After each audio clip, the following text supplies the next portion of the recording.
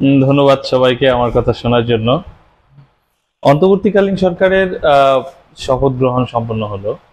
অন্তর্বর্তীকালীন সব সরকারের প্রধান উপদেষ্টা, যেটা সবাই জানেন, আমাদের সবার আকাঙ্ক্ষারই মানুষ, অধ্যাপক ডক্টর ইউনূস। আসলে তার সম্পর্কে বলার কিছু নাই, সবাই জানেন, অনেকের পছন্দের মানুষ। এবং বর্তমান প্রেক্ষাপটে বাংলাদেশের অন্তর্বর্তীকালীন প্রধান হওয়ার যোগ্য একজন মানুষ সারা পৃথিবীতে। এই মুহূর্তে তার চেয়ে বাংলাদেশের হয়ে অন্তর্বর্তীকালীন সরকারের প্রধান হবে এমন যোগ্য লোক তা আর একটি নেই। সো আমরা যোগ্য লোককে পেয়েছি অন্তর্বর্তীকালীনের প্রধান হিসেবে। এই জন্য তাকে অবশ্যই স্বাগতম, এবং আমাদের প্রত্যাশা পূরণ হয়েছে তার প্রতি আমরা অবশ্যই কৃতজ্ঞ। এবং তিনি যখন আজকে এয়ারপোর্টে এসেছেন, প্রথম 6 মিনিটের একটা বক্তব্য আছে তার। বক্তব্যে প্রথমেই তিনি বলেছেন যে আসলে তার ভাষণ যারা শুনেছে সবাই আবেগ আপ্লুত হয়ে গেছে। তিনি আবেগ আপ্লুত হয়ে শহীদ সাঈদের কথা বললেন, তিনি প্রায় কেঁদে দিয়েছেন। আসলে তিনি সর্বশেষ একটি কথা বলেছেন যে আসলে আমাকে যদি আপনারা এখনো বলেন, যদি আমাকে প্রয়োজন না হয় তাহলে আমি আমার কাজে চলে যাই, আর যদি আমাকে আপনাদের প্রয়োজন হয় তাহলে আমার কথা আপনাদের শুনতে হবে। সবচেয়ে এই কথাটাই ভালো হয়েছে যে আমার অনেক কাজ আছে, আমি যেই কাজ করি যদি আমাকে আপনাদের প্রয়োজন না হয় তাহলে আমি এখনো আমার কাজে ফিরে যেতে পারি, আমার কোনো সমস্যা নেই। আর যদি মনে করেন যে না, আমাকে আপনাদের প্রয়োজন, আমাকে আপনাদের লাগবে, দরকার, তাহলে আমার কথা আপনাদের শুনতে হবে। তারপর তিনি যারা ছাত্র আন্দোলনের অন্যতম প্রধান সমন্বয়ক, তাদেরকে নিয়ে কিছু কথা বললেন, যে কথা আসলে যে শুনবে তারই হৃদয়টা জুড়িয়ে যাবে। মনে হবে যে না, আমরা আসলে যোগ্য লোকই পেয়েছি, আমাদের এই সংকট মোকাবেলা করার জন্য একজন ভালো লোকই নিয়ে আমরা পেয়েছি, এবং আমরা অবশ্যই আমাদের সংকট মোকাবেলা করতে পারবো। আসলে যেই দেশের তরুণরা জেগে ওঠে একবার, সেই দেশকে দমিয়ে রাখা যায় না। এখন পর্যন্ত আমি আশা করি যে আমাদের দেশটা এবার পরিবর্তন হবে। হ্যাঁ, আর সর্বপ্রথম আমি আসলে এটাই বলবো যে নিজের থেকে পরিবর্তনটা শুরু করতে হবে। হ্যাঁ, নিজের থেকে যদি আমরা পরিবর্তনটা শুরু করতে পারি তাহলে পরিবর্তনটা সহজ হয়ে যাবে এবং সহজ হয়ে আসবে। আমি প্রতিজ্ঞাবদ্ধ হয়েছি যে আজ হতে, বা আজকে যেহেতু শপথ গ্রহণ করেছে ডক্টর ইউনূস, আজ হতে কাউকে ঘুষ দেব না, কারো থেকে ঘুষ নেব না। যদিও অবকাশ নাই আমার ঘুষ নেওয়ার, তারপরও বলছি যে কাউকে ঘুষ দেব না, কারো থেকে ঘুষ নেব না, নিজে অন্যায় করব না, কাউকে অন্যায় করতে দেব না, সেটা আমার চোখের সামনে কাউকে অন্যায় করতে দেব না, অন্যায় হতে দেব না।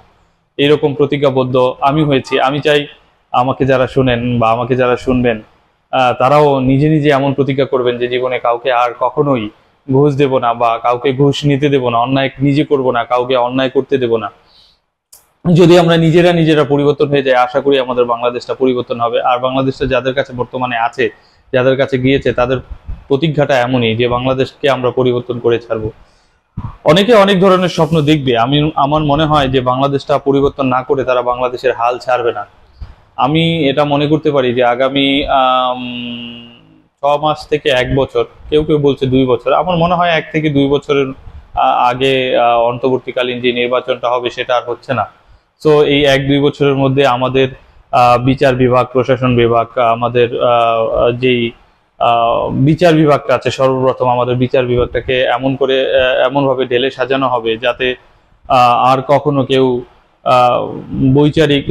বিচারিক বৈষম্যের উপর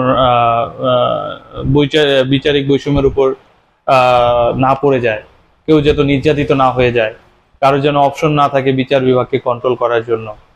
তারা এমন করে ঢেলে সাজাবে। আমাদের গণতান্ত্রিক যে প্রতিষ্ঠানগুলো আছে, গণতান্ত্রিক প্রতিষ্ঠানগুলোকে এমন করে সাজাবে যাতে এই গণতন্ত্র ধারক বাহক যারা থাকবে তারা যেন গণতন্ত্রকে নিয়ে ছিনিবিনি খেলা আর না খেলতে পারে। পূর্ববর্তীতে যেই স্বৈরাচারী শাসকগুলা আমাদের দেশে এসছে, সেই শাসকগুলা যাতে আবার ভবিষ্যতে মাথাচাড়া দিয়ে না দাঁড়িয়ে যেতে পারে।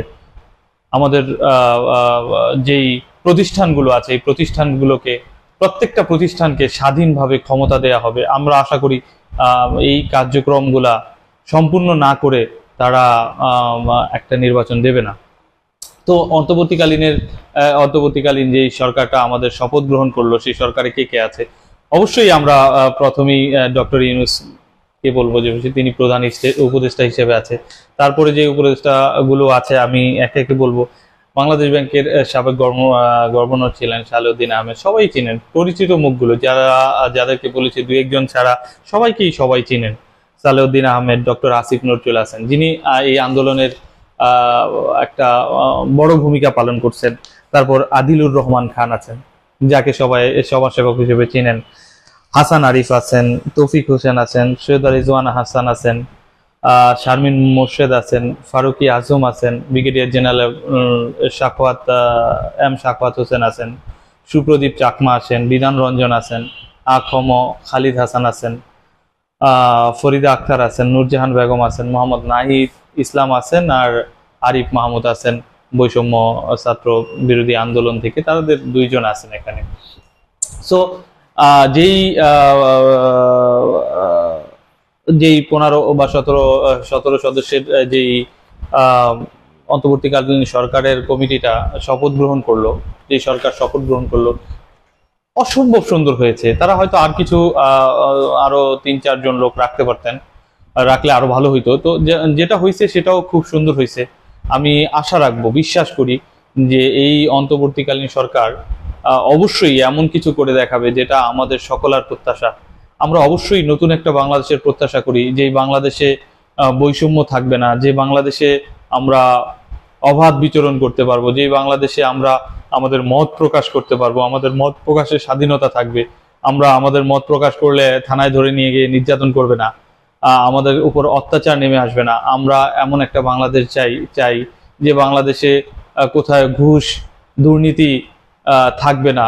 আমরা থানায় গেলে বলবে না যে আমাদেরকে এই টাকা দাও, ওই টাকা দাও, বা কোথাও অফিসে গেলে বলবে না আমাদের চা পান খাওয়ার টাকা দাও। আমরা এমন একটা বাংলাদেশ দেখতে চাই যে বাংলাদেশে প্রত্যেকটা মানুষ থাকবে স্বাধীন, যে বাংলাদেশ থাকবে দুর্নীতি মুক্ত, যে বাংলাদেশ থাকবে ঘুষ রাহাজানি মুক্ত। আমরা এমন একটা বাংলাদেশ চাই যে বাংলাদেশ থাকবে বৈষম্য মুক্ত। আশা করি সেই বাংলাদেশ তৈরি হয়ে যাবে।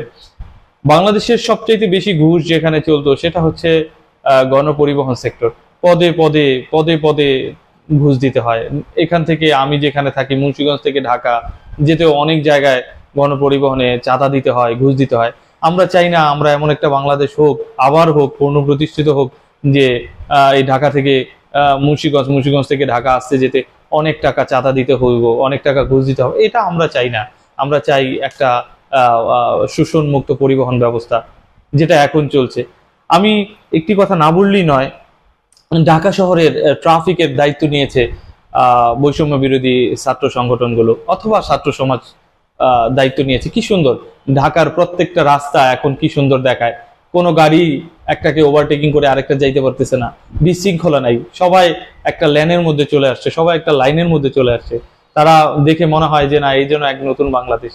আসলে আমি এটা বিশ্বাস করতে চাই আগামী কিছুদিনের মধ্যে যখন ট্রাফিক লাইন তাদের কার্যক্রম শুরু করবে, তো তখনও যেন এই লাইনটাই বজায় থাকে।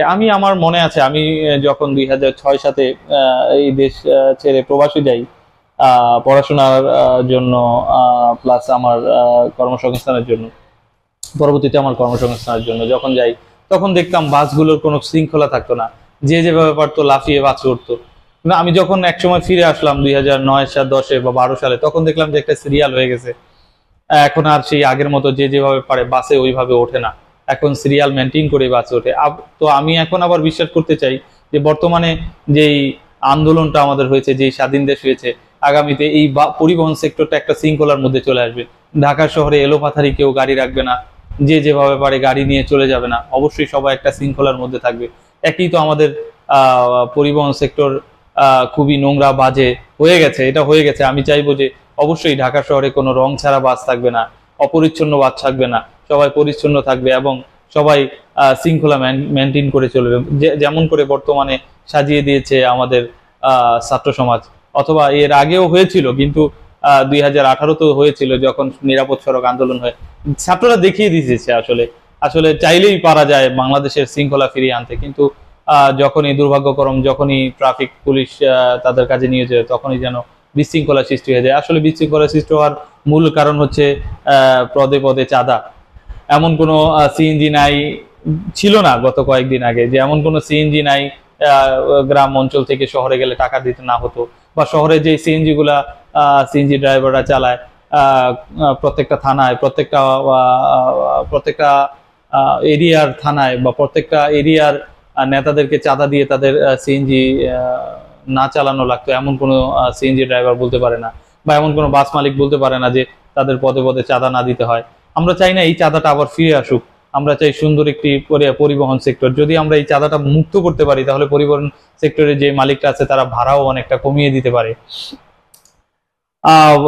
অবশ্যই আমরা চাই যে ছাত্ররা যেভাবে চালাচ্ছে, ট্রাফিক লাইন দেখিয়ে দিচ্ছে যে এইভাবেই চলা উচিত, আমরা চাইবো যে এইভাবেই যাতে হয়। তো অনেক বড় হয়ে যাচ্ছে ভিডিওটা, আসলে বড় করতে চাই না। আমাকে যারা উৎসাহ দিচ্ছেন, আসলে যারা বলছেন যে না ভাই কথা বলতে পারেন, কথা বললে তো ভালোই হয়, আমরাও কিছু শুনলাম বা কিছু বুঝলাম, আসলে আমি একা কথা বলতে চাই না। আমি চাই আপনারাও কমেন্ট করেন, জানান যে আসলে কোন বিষয় নিয়ে কথা বললে ভালো হয়। আমিও বললাম, আপনারাও বললেন, এতে করে আমিও যেমন সাহস পেলাম, আপনারাও কথা বললেন, আমারও ভালো লাগলো। তো আমি চাইবো যে যারা আমার কথাগুলো শুনবেন, ভিডিওটা দেখবেন, অবশ্যই তারা কমেন্ট করবেন। আপনাদের কমেন্ট অবশ্যই আমি পড়বো এবং আপনাদেরকে বলবো যে না, আপনারা যে বিষয়টা দিয়েছেন ওই বিষয়ের উপরে আমি আমার মতামত জানাবো। সো এই বলে সবাইকে ধন্যবাদ।